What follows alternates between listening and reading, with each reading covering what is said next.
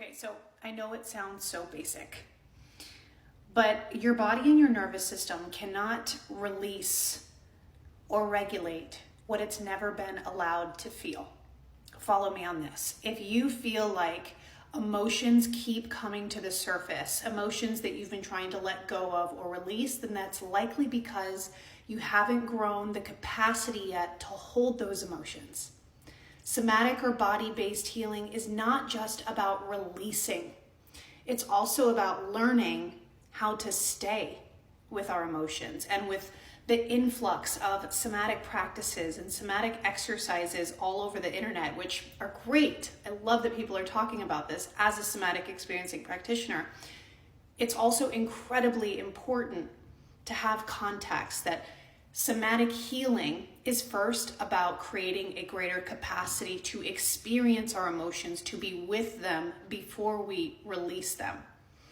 I often talk about what I call the 3E process, which is learning how to first experience our emotions, which means tracking and noticing the sensations that are happening within the body, the micro movements, the impulses, the postures that happen, what happens within our organs and our viscera, how our stomach clenches or how we go numb. We track our sensations, we experience our emotions, which then leads us into step 2.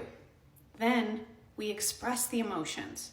We see if there's any natural expression that comes, which is emoting, crying, laughing, talking, or movements of the body like shaking and trembling. And then once we have experienced and expressed, then that's where the body naturally expels, or what we call discharges, all of the stuck and stored emotional charge that accompanies those emotions, like adrenaline and cortisol.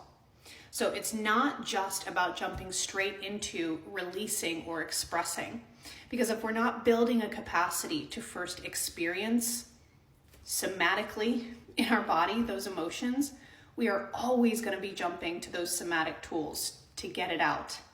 And again, that's not the goal. The goal is to be in the body, not rush to get things out of the body.